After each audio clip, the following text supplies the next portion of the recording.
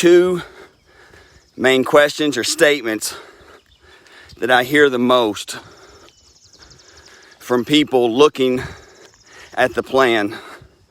The first one is, will I be able to keep it off?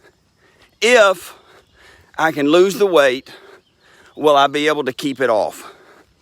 I'm going to go ahead and give the second question or statement that I hear the most, and then I'm going to talk about them both together real briefly, and then I'm going to give you two great invitations.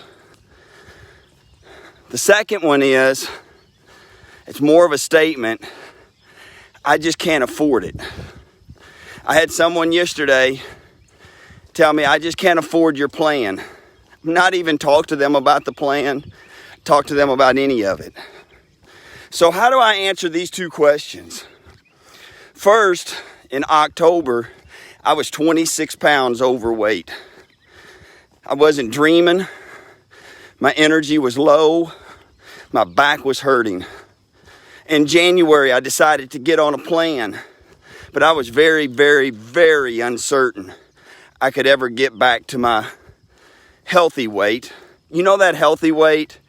That time in your life that you felt really good and you were amazed how good you felt. You were at that perfect goal weight for your life. Things were going well. Do you remember that? I didn't think I could get there. And in March of this year, I got to that goal weight. And I took a picture and it flipped a switch for me. And I realized that it was time to optimize my life. It wasn't just about me in the moment getting to the goal weight. It was about something more. See, the greatest cost for me is not getting healthy. And for most of us, if we're honest with ourselves, we're all like a boat, every one of us, out on the water. In our own individual boat, and there are different kinds of boats. But most of us, it doesn't have sails up. There is no motor. There is no engine. You're just aimlessly going through life with no plan. Eating this, eating that, going to this, going to that, spending money here, spending money there. Aimlessly doing. And then you look and say, can I do this? There is a plan. The greatest invitation are these two invitations that I want to give you today. The first one is, this plan I'm on, it works. I'm working the plan, I'm optimizing my life. I'm the same weight that I was in March as I am in June. And I'm going to post some pictures this week because it's important for you to see that I'm not maintaining, I'm optimizing. So I invite you to first come, let me be your coach. It's worth every penny. And you can do this. I say this to myself every day. I can, I will, I must. Second invitation for you today. If you're not watching this live and you're watching this later, I want to invite you to join me on the Henderson General Baptist Church Facebook page for about 45 minutes of worship. My talk today can change the trajectory of your life. My hope and my prayer is that you will take this holy and healthy living to a level you didn't think possible. I look forward to hearing from you today about accepting the invitation to come join me on this journey. You can optimize your weight. And let me tell you something. The money that I've spent has given me invaluable health, wellness, mentality, spiritual development, relational development, community, and so much more. It is invaluable, the energy and the feeling I have. May God bless you. I look forward to seeing you twice today. I'll catch you next time. What is speaking loudest into your life is probably a lie. I know that sounds odd because you would think the loudest thing speaking is speaking the truth. But it's not the case. It's not the case spiritually. It's not the case mentally. It's not the case physically, health-wise. It's not the case relationally. See, for us, each and every day, you want to dream big, but these big, loud voices, I call them limiters. Limiters from our own brain and limiters from other people start speaking louder and louder, saying you can't, saying that you can't afford it, saying you can't do it, saying it won't last, saying no one will care. And we have all these lies that speak, and they're so loud. We're so chaotic in our life that we can't really hear something very important. I have a scripture that I go to in my mind. For those who don't know about the Bible, there's a book in the Bible called 1 Kings. And there was this man named Elijah. And God told him to go out on the mountain and that God would pass by. And the Bible says in 1 Kings chapter 19 that a big storm, windstorm hit, and it blew rocks everywhere. It was loud, but the Bible says God wasn't in that storm. And then a big earthquake came by, loud earthquake. And the Bible says God wasn't in that earthquake. And then a blazing fire. And the Bible says God wasn't in that fire. See, for us today, the loud, chaotic moments of our life, they're trying to limit us. They're trying to limit us spiritually. They're trying to limit us mentally, physically, relationally. And we have to slow down because the Bible says, then there was a gentle whisper, and God was in the whisper. See, for us, we don't hear the whisper of God because we allow the chaotic multitude of loudness and chaos in our minds to overwhelm us where we can't hear. See, I'm on this journey and life is still chaotic. But until you can hear the whispers, the whisper for your health, the whisper for your mental capacity, the whisper for your spiritual journey, the whisper for your relationships that you have, until you can slow down and figure out how to hear the whisper, the lies are going to keep speaking into your voice, into your head, and it's going to become a repeat narrative in your life. The loudness stops you from dreaming big. It stops me from dreaming big, but I'm pushing forth and I'm starting to dream. And when you get the capacity to slow down, hey, if you're struggling in any one of these 4 areas, contact me. We have a plan. I have a plan. I'm working the plan and the plan works. Is everything easy? Does everything stop? And does everything become simple? No. But we start compartmentalizing things and we start taking them one bite at a time. And I promise you, if you're struggling physically, we got the plan. Hey, don't forget, join me today, Henderson General Baptist Church, 8:45 a.m. for our online service. May God bless you. I look forward to seeing you again for our walking and talking. Go dream big. And yeah, go conquer your day. I didn't come this far just to come this far. Yesterday, for a brief moment, I talked about limiters. I want you to think about in your life what limitations, what limiters are in front of you. A limiter for me right now is this weighted vest. I'm trying to keep the same pace. My heart rate is revving up. Why? Because I've put a limiter on myself, and the engine is revving up inside. So the question is, did you come this far just to come this far?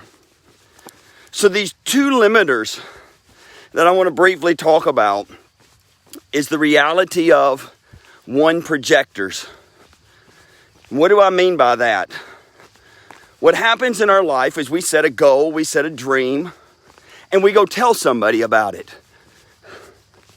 And when we tell that person about it, they start telling us why we can't do it, why it won't work, how we failed before.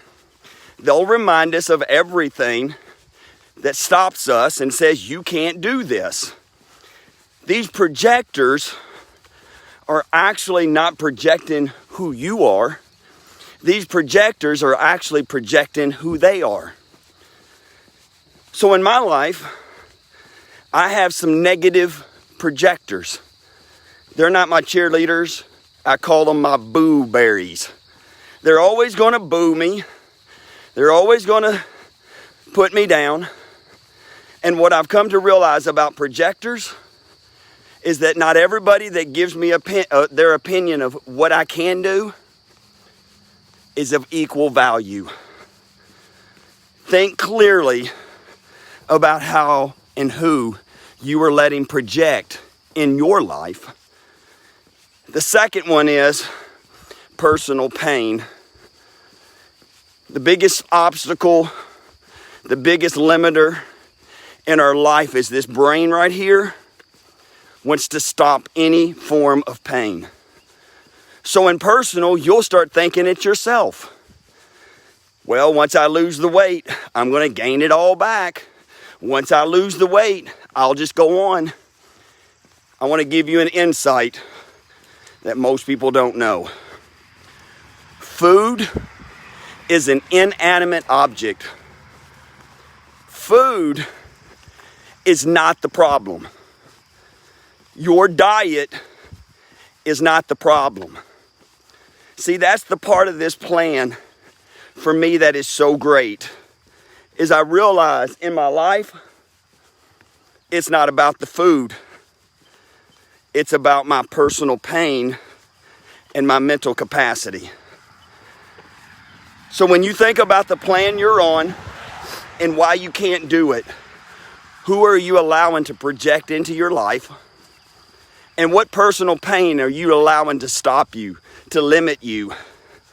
See, for me right now, this weighted vest has caused me to rev up my engines. But I didn't come this far to come this far. I promise you, you get on this plan, you lose the weight, you get to that good engine size, you're going to start overhauling it, and you're going to start optimizing it. Hey, take a moment, reach out. I will be your greatest cheerleader. Won't be no boo berries with me. Come join us. Go conquer your day. Holy and healthy living is what I'm about, and this plan will work for you.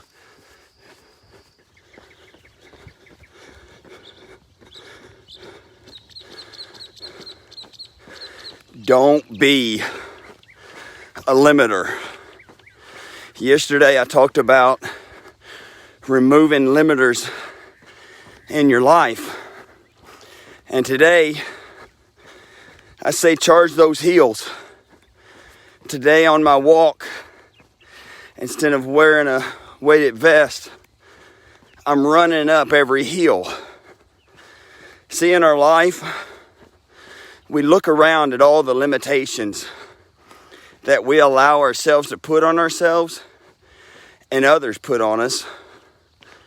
But the real question is how are you limiting somebody else? Because of what you put limiters on your own life, you end up inevitably putting limiters on other people's lives. So for me, I have the mentality that says, today, every little hill that I hit, I'm going to run them. And I'm getting ready to hit a small one now. On the way back, that hill that I ran up is the hill that I'm walking down. If you're going to take the limitations away, then here's 2 steps you got to take.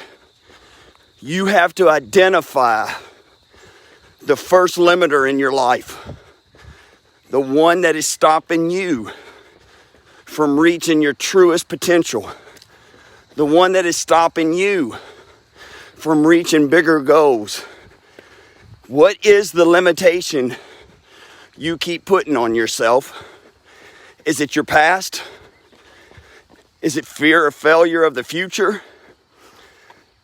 Is it the fact that you think you're not good enough?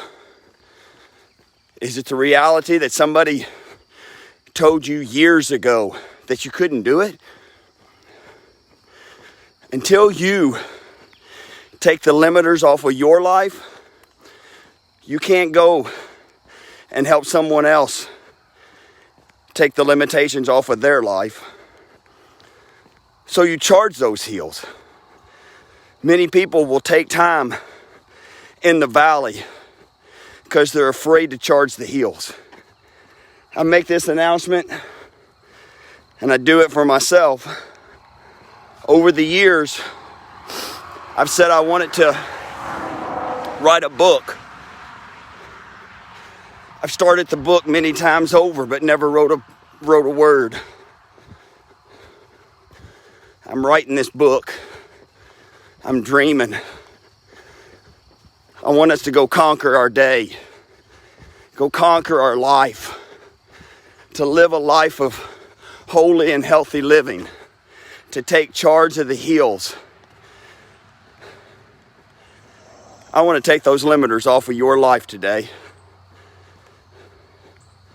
If you're having health issues and you need to drop 10, 15, 20, 100 pounds, I have the plan. Know that the plan works. Know that you have 2 coaches in Heather and myself who are rooting for you and cheering for you. If you are limiting yourself, then I guarantee you're being a limiter to somebody else. You have to fix the limitations in your life. Take them off and say, I'm charging the hills.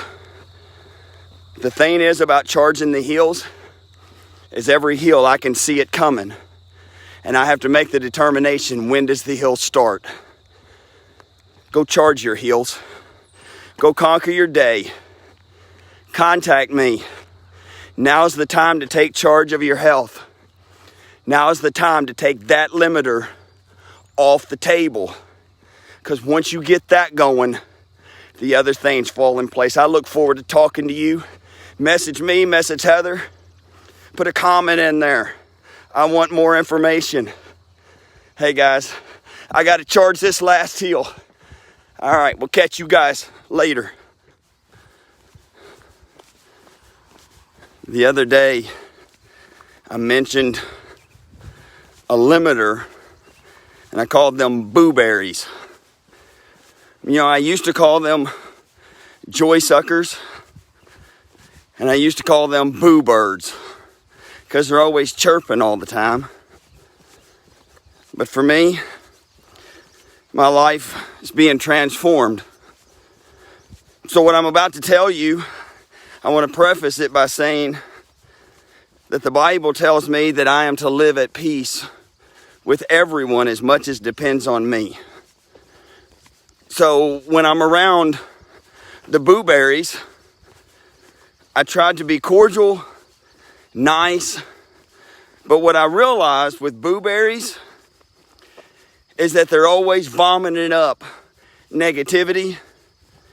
They're always blah, spitting out all their berries of boo-ness towards you, towards me.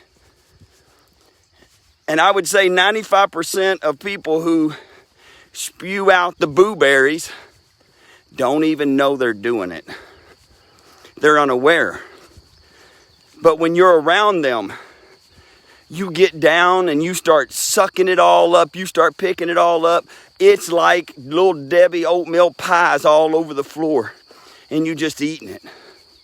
For some of you, like me, the greatest blueberries in my life are circumstances of life. And it keeps spewing it. And the more it spews it, the more you get down and eat because you can't get enough. It's like those M&Ms that I used to eat. I couldn't get enough. The ice cream, I couldn't get enough. And what I didn't realize was that all that bad eating was slowing me down. It was causing me more pain.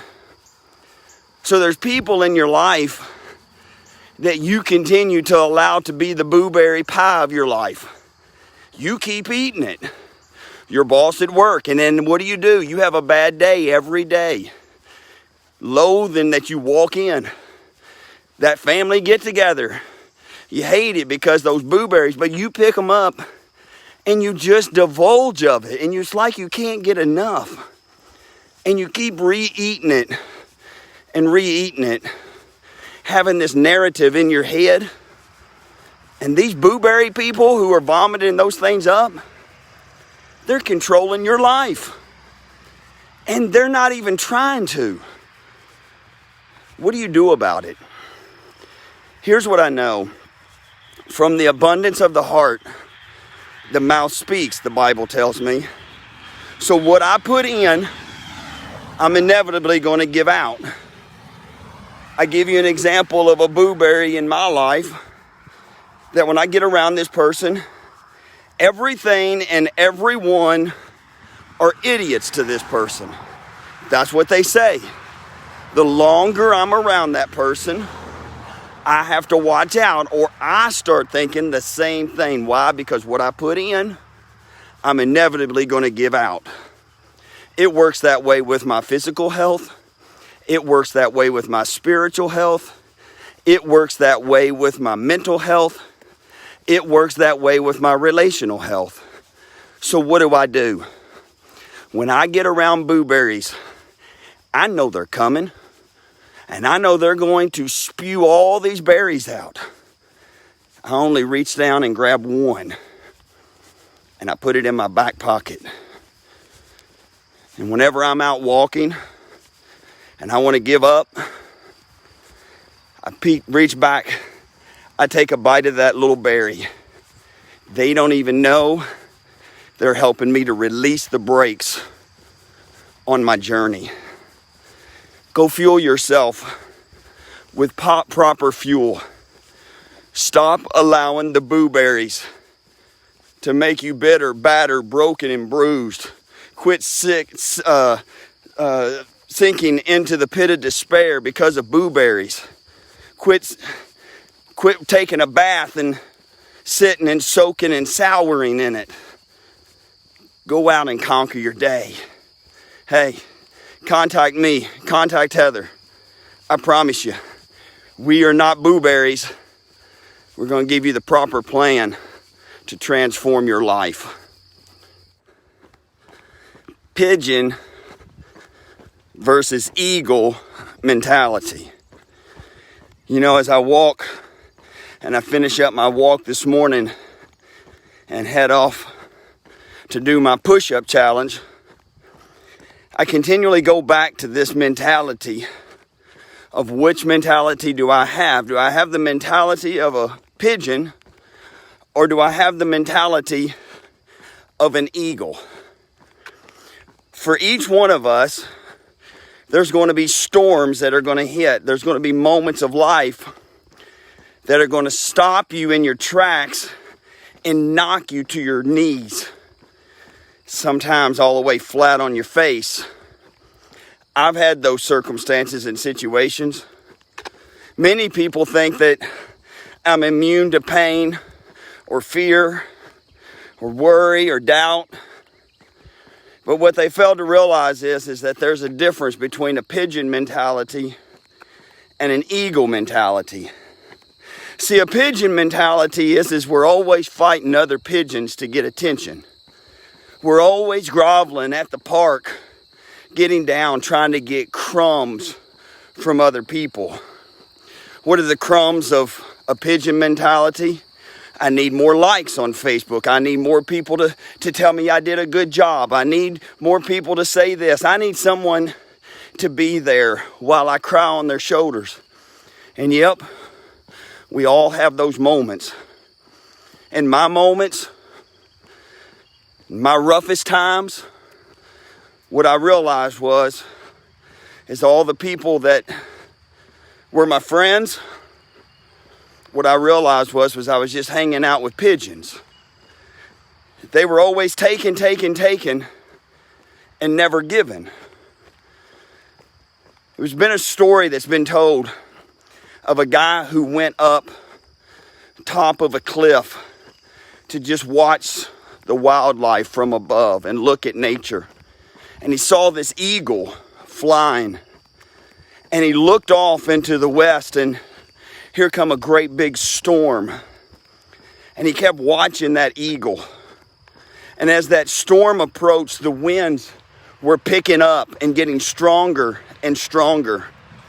And he noticed that eagle. That eagle started using the storm's wind and started rising and rising until he got above the storm. See, there's storms in our life. And if you have a pigeon mentality, you're always going to be looking for crumbs. You're always going to be grounded on the ground most of your life, just hunting around for a handout. That mentality doesn't help you, and it won't help someone else. Hey, you ready to start soaring with the eagles? I haven't got above the storms. I haven't got to the point where I can fly as high, but I know this. Isaiah tells me that God will give me the wings like eagles, where I will walk and not grow weary. I will run and not faint. I want you to know today that I'm cheering for you. You want to change your mentality with health, physically? You want to change your mentality with your relationships? You want to change your mentality with your spiritual journey? You want to change your mentality with your mental focus? Contact me today. Let's start soaring together.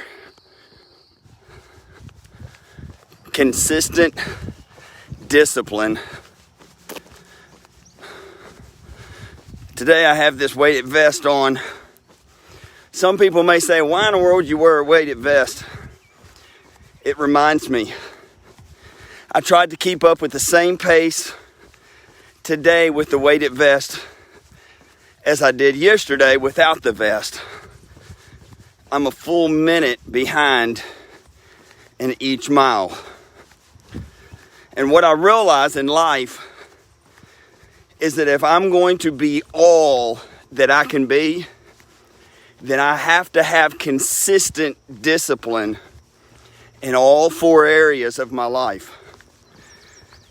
For those who consistently get up in the morning, start your day or end your night with this walk and talk, I'm humbled that you get on here each day that I do this. But for those who get on and only wait to hear what they want to hear, see, for some, when I start talking about Jesus, I say the words that Paul wrote in 1 Corinthians chapter 9, verse 27, that he disciplines his body like an athlete, training it to do what it should do. See, for those who don't want to talk about the spiritual journey of their life and they think it's unimportant, I want you to know right now you're weighing yourself down just like this weighted vest is. For those who only want to hear about the spiritual and they don't want to hear about the physical, I promise you that extra weight is slowing you down and it's making your heart work harder and harder. For those who, when I speak about relationships and the relational side of things, you get so bent out of shape inside, I want you to know it's all 4 areas, and it's consistent discipline, which means I don't do it once and think I've arrived. I read the Bible once. I went to church once. I went to a Bible study once. I ate a salad one day. I ate a salad this week. Hey, I went out and walked for 20 minutes last month. Consistent discipline in all areas of your life leads you to something great. There is greatness for you, but it's on the other side of struggle. So I want you to know, I hope you will reach out to me today. If you need to get on a better health journey, then I encourage you to contact me and Heather. We will coach you to this. We have the plan and it works. If you need spiritual refreshment, I have a YouTube channel. Go to it. It's youtube.com/Chad Hensley, Jesus follower. I have all kinds of videos up, different categories. I'm going to start loading these up in 30-minute segments. Maybe you have a mental, and in your mind, you keep numbing your mind. I want you to know, with this journey, this is not a magic pill. This is the real deal. And this is all 4 areas of our life. And every day I work on all 4. You cannot be all you want to be and all you should be by only disciplining yourself in one small area. As a pastor of the church, I get up every Sunday and I preach the good news of Jesus Christ. But I want you to know it's more than that. It is all 4 areas of my life. And I hope that you will go on this journey with me. Hey, you have the website. You have my ability to get a hold of me and Heather. I'm going to finish this up for today and then go do some pull-ups. Creative redundancy. Yesterday, I'm out of breath today. Yesterday, I talked about being consistent discipline. One of the troubles with consistent discipline is we fall prey and we get trapped and doing the same thing over and over. And as we do the same thing over and over, we grow weary of it. What we were doing that was so fun in the beginning becomes like work. Creative redundancy. Every day I'm out here walking. I get anywhere from 4 to 5.5 miles. And then I go work out early in the morning. Saturday and Sunday, I just walk. However, today, creative redundancy checked in. I walked out for 2 miles, ran back, just clicked over my 2 miles, and am finishing up. Creative redundancy works in all areas of my life. When I find myself moving away from Scripture, I find a new place to sit down. I find a new place to walk. When I start getting to the point that I'm going to the pantry to find stuff I shouldn't have, I get out of the house. I do something. This plan I'm on, I'm going to talk about motivation tomorrow, but for today, I want you to think, how creative are you with your day in and day out stuff? Do you change it up, Or are you a creature of habit? And you're just doing the same thing over and over, pretending like it's discipline. But in fact, it's just the reality that you don't want to change. Creative redundancy causes me to have to think of new ways to push myself every day. I never do the same thing every day. I'm changing it up a little at a time. Figure out how you do that. A creative redundancy in your life could be, let's change up how I eat, what I drink. Let's change up the fact that I'm going through the motions of reading the Bible. Or let's be honest with us. Most people in the world today don't read their Bible, even those who go to church. Why? Because they haven't figured out that consistent discipline will always win the day. And the way I'm consistently disciplined in my life is through creative redundancy. I don't do the same thing every day. I change it up a little bit. It helps me keep moving forward. Hey, if you're needing a health journey plan update, Heather and I got it. Creative redundancy. We got it for you. Hey, may God bless you. Go conquer your day. And don't forget holy and healthy living. That's what I'm about. All right. I look forward to talking to you. Send a message.